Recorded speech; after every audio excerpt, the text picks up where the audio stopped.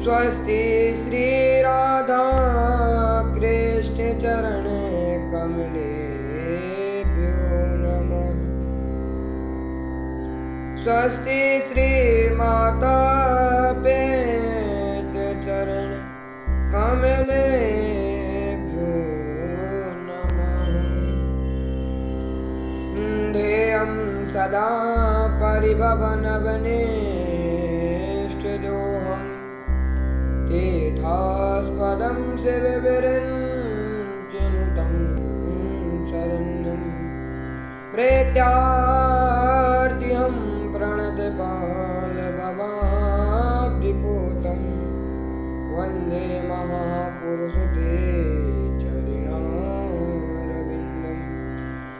जय जय श्री राधारमण, जय जय नवल किशोर, जय गोपी चित चोर प्रभु, जय जय माखन चोर।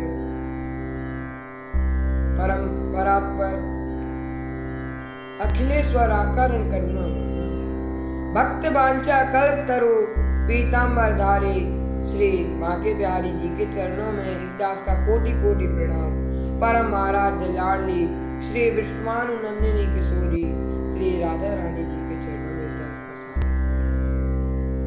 महाराज, आज की कथा में हम लोग प्रवेश करते हैं। आज हम आपको भक्ति महारानी का जीवन सुनाएंगे। भक्ति महारानी कैसी थी, क्या है।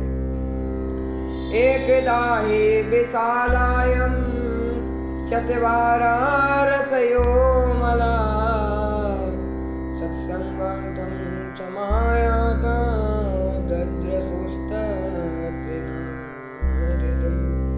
महाराज, एक बार विशाल क्षेत्र में बद्री विशाल में चारों सनत कुमार महाराज आए थे सत्संगार्थम, सत्संग करने के लिए। भाई यह सोच के आए थे कि हमसे आज कोई कथा सुनेगा तो मुझको सुनाएंगे। ओ महाराज, उधर से उन्हें इतने में नारद जी दिखाई पड़े। बहुत उदास चेहरा, मलिन चेहरा, महाराज नाराज हुए। तब महाराज उन्होंने उनसे पूछा कि दुखी क्या हो, क्या हुआ, बताओ कुछ। कथम ब्रह्मंदीन मुखा कुतश्चिंता तुरो भवान त्वरितं गम्यते कुत्र कुतश्च गमनं तव। हे ब्रह्मन, कथम ब्रह्मन दीन मुखा। हे महाराज, आपका चेहरा इतना मलिन क्यों है? आपको क्या हुआ, कृपया करके बताइए। ऐसा लग रहा है जैसे किसी लोभी का किसी ने धन चुरा लिया हो, तब उसका ऐसा मुख हो जाता है। आपका क्या चुरा लिया? संतों का धन तो भगवान का हरि नाम होता है, तो आपका क्या चुरा लिया महाराज?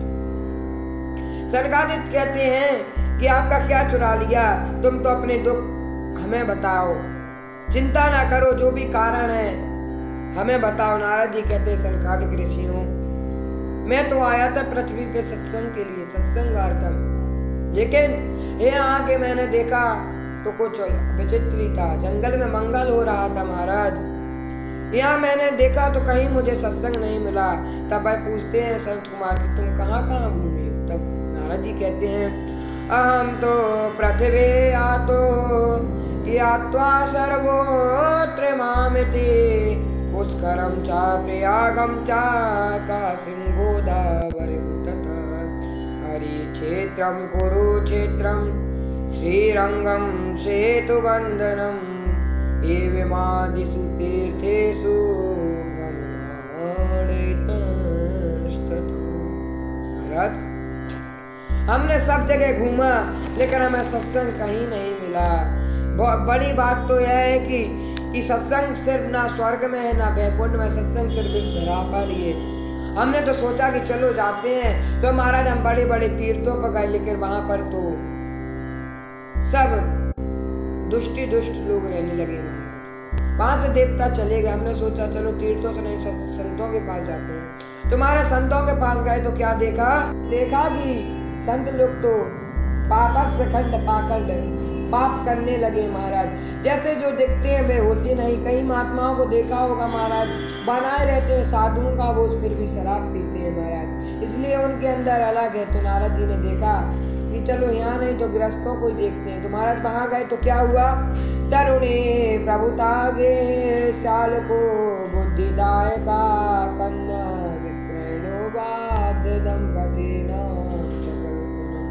हर घर में महाराज माता बहनों की मालकिनी चल रही है। जिधर देखो माता बहनें मालिक रहती हैं महाराज। यदि सलाह लेनी है तो साले को बुलाते हैं महाराज सलाह लेने के लिए। इस कलयुग में सिर्फ एक ही व्यक्ति तो बचा है, साला, वही देता है महाराज सबके लिए सलाह। हम ये नहीं कह रहे कि आप सलाह नहीं, अगर आपका साला बुद्धिमान है तो आप उससे सलाह भी ले सकते हैं। लेकिन लोग तो इतनी पराकाष्ठा होता रहा है कि अपनी बेटियों का भी कन्या विक्रय करने लगे। महाराज आपको बताएं कि जो रिश्ते पैसों के दौर पे बनते हैं, खरीदने पे बनते हैं महाराज, उस रिश्ते में हमेशा अशांति अशांति बनी रहती है। उस घर में कभी भी शांति नहीं होती। इसलिए महाराज मन में भाव आया कि चलो यहाँ कुछ नहीं मिला, ना तीर्थों पे मिला ना संतों के पास, तो अब तो एक ही धाम बचा है, श्री धाम। महाराज अब वहीं गए तो नारद जी ने देखा कि यमुना किनारे पे तत्राश्चर्यमया दृष्टं श्रूयतां तन्मुनीश्वर एका तु तरुणे तत्र निशन्ना। महाराज देखा नारद जी ने वृंदावन की भूमि पर कि एक तरुणी स्त्री बैठी है और उसकी गोद में 2 वृद्ध पुरुष लेटे हैं और उसके घेर पर ढेर सारी माताएं उनकी सेवा में लगी हैं। तब नारद जी के मन में विचार आया कि मैं इसकी कुछ पूछता हूँ कि इसको क्या तकलीफ है। मन में विचार आया और नारद जी चल दिए। लेकिन फिर एक विचार आया, इतनी माताएं बहनें हैं, वो कहीं इन्होंने मुझसे पूछ लिया, अरे बाबा तू, हमने तुझे बुलाया नहीं, तू कहाँ बीच माताओं में घुसा चला आ रहा है, तो हम क्या उत्तर देंगे। इसलिए वह जाने लगे। लेकिन उस तरुणी ने देख लिया नारद जी को तो उसने आवाज लगाई महाराज। वह कहती है, भो भो साधो क्षणं तिष्ठ मच्चिन्तामपि नाशय दर्शनं तव लोकस्य सर्वथा गहनं परम। हे साधु, आप एक क्षण रुक जाइए। आप जैसे साधुओं का दर्शन होने से हमारे जीवन के समस्त पाप संताप सब समाप्त हो जाते हैं। आप एक क्षण रुकिए। तब नारद जी कहते हैं कि आप कौन हैं, आप कृपया करके अपना परिचय दीजिए। भक्ति महारानी अपना परिचय देती हूँ, कहती हैं कि अहम भक्ति ऋते ख्याता मऊ में तनियो मतो ज्ञान बैराग नामानो। महाराज मेरा नाम भक्ति है, मैं त्रिभुवन देश में उत्पन्न हुई, कर्नाटक में पली बड़ी। मुझे कई प्रांतों में बड़ा सम्मान मिला और कई जगह मेरा अपमान किया। पापियों के द्वारा मैं क्षीण होती चली गई, मैं भी बुजुर्ग हो गई। और महाराज मेरे दोनों पुत्र ज्ञान वैरागी वृद्ध हो गए। लेकिन मैं इस वृंदावन में आई तो मैं तो यहाँ तरुणी हो गई, लेकिन मेरे दोनों बेटे बुजुर्ग ही रहे, वृद्धि रहे। कुछ उपाय बताइए। यदि मेरे बेटे ऐसे ही रहे तो मैं इस देश को छोड़ के चले जाऊंगी। इदम स्थानम परित्यज्य विदेशम। तब महाराज नारद जी कहते हैं, देवी आप ऐसा न कीजिए, आप इस भारत भूमि को छोड़ के ना जाइए। आप अभी तो यह कलयुग चल रहा है, इसलिए आपको यहाँ पर कष्ट भोगने को मिल रहा है। और आपको बाकी युगों में तो आप बहुत प्रसन्न रहे, कुशल रहे, सतयुग त्रेता द्वापर में तो आपको बड़ा सम्मान मिला।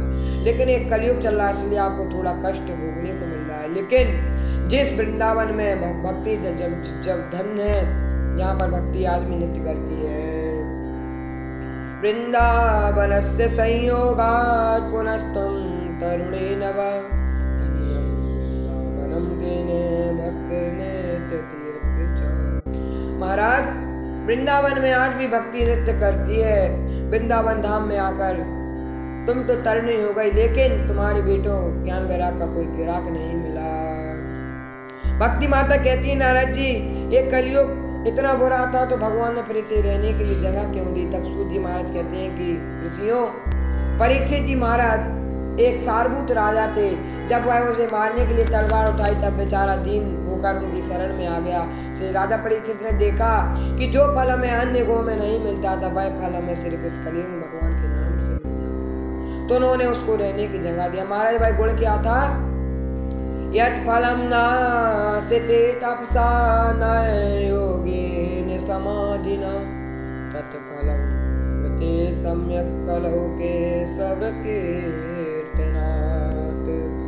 महाराज जो फल हमें बड़े बड़े युगों में बड़ी बड़ी तपस्या करने में, यज्ञ करने में प्राप्त नहीं होता था, वह फल सिर्फ हमें इस कलयुग में भगवान के नाम से मिल जाता है।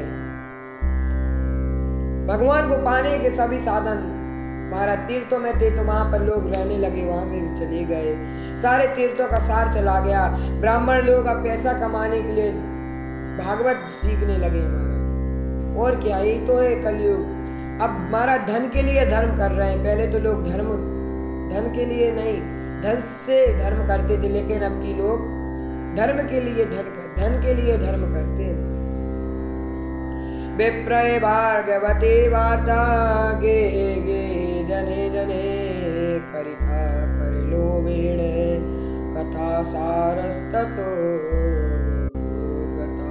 महाराज नारद जी की यह बात सुनकर भक्ति महारानी कहती है कि बहुत प्रसन्न हुई। उन्होंने कहा कि आप जैसे संतों का संग मिलने से हमारा जीवन सफल हो जाता है, हमारे जीवन भर के पाप पुण्य समाप्त हो जाते हैं। फिर माँ भक्ति महारानी ने नारद जी की बहुत सुंदर स्तुति करी। जयति जगति माया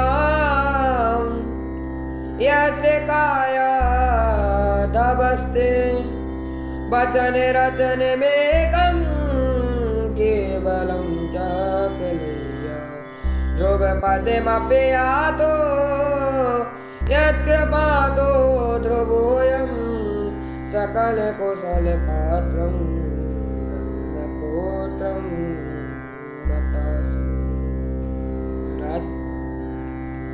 आगे की कथा हम आपको कल श्रवण कराएंगे भक्ति चरित्र की। जब तक के लिए जय जय श्री राधे।